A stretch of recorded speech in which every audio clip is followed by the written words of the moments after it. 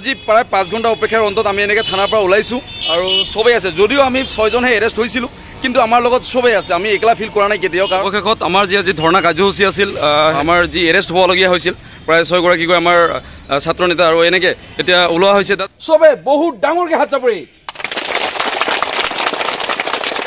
তো শুনিলোঁ, আমি আজিৰ মিটিংখন আৰম্ভ কৰিম, ঠিক আছে। প্ৰথম কথা হ'ল আমি চবে থিয় হৈ, আৰু কিয় আমি থিয় হৈ আছোঁ তাক ধন্যবাদ জনাম জানা। এইখিনি কথা মই কৈ দিছোঁ। আজি দাদাক আমি কিয় ধন্যবাদ জনাব খুজিছোঁ মই এইখিনি আগত স্পষ্ট কৰি দিছোঁ।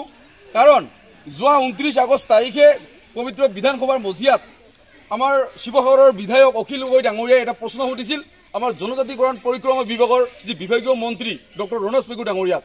কি প্ৰশ্ন কৰিছিল যে নাথযোগীসকলে যে এছ টি যি দাবী কৰি আছে, এই এছ টিৰ প্ৰক্ৰিয়া কিমান দূৰ আগবাঢ়িছে। কিন্তু ডক্টৰ ৰণোজ পেগু ডাঙৰীয়াই এক কথাই কৈ দিছিল যে নাথযোগীসকলক যে এছ টি লাগে, নাথযোগীসকলে আজিলৈকে আবেদন কৰা নাই বুলি কৈছে। দুৰ্ভাগ্যজনক, কাৰণ বহুকেইখন সভাত মিলিত হৈছিল আমাৰ সদৌ অসম নাথযোগী ছাত্ৰ সন্থাৰ লগত, যি জনজাতিকৰণ পৰিক্ৰমা বিভাগৰ বিভাগীয় মন্ত্ৰীৰ লগত ডক্টৰ ৰণোজ পেগুৰ লগত। কিন্তু তৎসত্বেও এই মিছা মাত কিয় মাতিল পবিত্ৰ বিধানসভাৰ মজিয়াত? এই 29 তাৰিখৰ ঘটনা আছিল এইটো। আৰু 30 তাৰিখে এখন কোকৰাঝাৰ প্ৰেছ ক্লাবত সংবাদ মেলত সম্বোধন কৰি আমাৰ সদৌ অসম নাথযোগী ছাত্ৰ সন্থাৰ সভাপতিয়ে কি কৈছিল যে এই যে মিছা কথা কৈছে, এই মিছা কথাৰ কাৰণে আমাৰ নাথযোগী জনগোষ্ঠীৰ বহুত খং উঠিছে, আৰু এই খঙৰ বহিঃপ্ৰকাশ ঘটিব। অহা সোমবাৰৰ পৰা ধাৰাবাহিকভাৱে আন্দোলন চলিব। আৰু ঠিক আজি সোমবাৰ ৰাতিপুৱা আমাৰ কোকৰাঝাৰ মেইন টাউনত আমি ডক্টৰ ৰণোজ পেগু ডাঙৰীয়াৰ পুতলিকা দাহ কৰিছিলোঁ, আৰু আমাৰ তীব্ৰ আন্দোলন গঢ়ি উঠিছিল। আৰু এই আন্দোলনত আমাৰ 6গৰাকীকৈ আমি এৰেষ্ট হ'ব লগা হৈছিল। 5 ঘণ্টা অপেক্ষাৰ অন্তত আমাক প্ৰায় 3মান বজাত এৰি দিবলগীয়া বাধ্য হৈছিল, ঠিক আছে। আৰু তাৰ পোনে পোনে আমি আজি একো খোৱা নাই, কিন্তু যিহেতু 4 বজাত ইয়াতে মিটিং আছিল আৰু আমি ইয়াতে মিটিঙত আহি পালোঁ। কাৰণ অহা 20 তাৰিখে আমাৰ কেন্দ্ৰীয় শ্বহীদ দিৱস, আৰু হাতত মাত্ৰ কিমান দিন আছে? 18 দিন আছে। এই 18 দিন আমি বহুত জোৰ জবৰদস্তিকৈ কাম কৰিব লাগিব, তেতিয়াহ'লে আমাৰ অনুষ্ঠান সফল হ'ব। এইকাৰণে আজিৰ দিনটোত আমি মিক্স কৰা নাই, ঠিক আছে। তো এই আজিৰ যি ভয়ংকৰ কাৰ্যসূচী আছিল আমাৰ প্ৰতিবাদী কাৰ্যসূচী, এই কাৰ্যসূচী সফল ৰূপায়ণ কৰাৰ কাৰণে দাদাৰ 100% অৰিহণা। কাৰণ দাদা নাথাকিলে আমি কি কৰিম? তো গতিকে দাদাৰ কাৰণে চবে বহুত ডাঙৰকৈ হাত চাপৰি।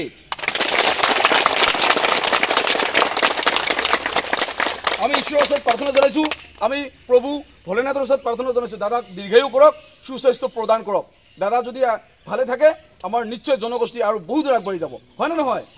তো আৰু এবাৰ বহুত ডাঙৰকৈ হাত চাপৰিয়ে বহুত বহুত ধন্যবাদ। চবে বহি লওক, চবে বহি লওক। আমি লোহিতক বহুত বহুত ধন্যবাদ দিব লাগিব, এই যে লোহিত ভাই। কাৰণ কিয় ধন্যবাদ দিছোঁ গম পাইছা? আমি থানাত 5 ঘণ্টা সময় থাকিব লগা হৈছিল আজি। তো আমাৰ লোহিতে বহুখিনি ৰুটি বনাইছিল, ৰুটি চব্জি আমলেট ডিম বগলা। তো যিহেতু আজি আমাৰ 5 ঘণ্টা অপেক্ষাৰ অন্তত আমি থানাৰ পৰা উলিয়াবলৈ সক্ষম হৈছিলোঁ। তো আৰু একদম চিধা আমি চালকচা আহি আছোঁ, কাৰণ যিহেতু 20 ছেপ্টেম্বৰ তাৰিখে আমাৰ কেন্দ্ৰীয় শ্বহীদ দিৱস আহি আছে, তাৰ কাৰণে 4টা বজাত এখন মিটিং ৰখা হৈছিল। আৰু এতিয়া যিহেতু হোটেলত খোৱাৰ সময় নাছিল, তো এনেকৈ আমি চালকচা যোৱাৰ ৰাস্তাত, এইখিনি কি বুলি কয়, বাঁশবাৰী, অনুমানিক বাঁশবাৰীয়ে হ'ব এইখিনি। আমি এনেকৈ ৰাস্তাৰ কাষতে গাড়ী ৰাখি থৈছোঁ, আৰু ইয়াতে আহি পিকনিকৰ নিচিনাকৈ আমি চবে বহি লৈছোঁ একেলগে, বেলেগ একো নাই, ৰুটি। আৰু ইয়াতে চব্জি শেষ হৈ গ'ল, আমি অকল ৰুটিয়ে খাম। এইফালে আনন্দ দা ধুবুৰীৰ পৰা, দাদা ধুবুৰীৰ পৰা, এইফালে লোহিত নিজে ৰুটি বনাইছে নিজে।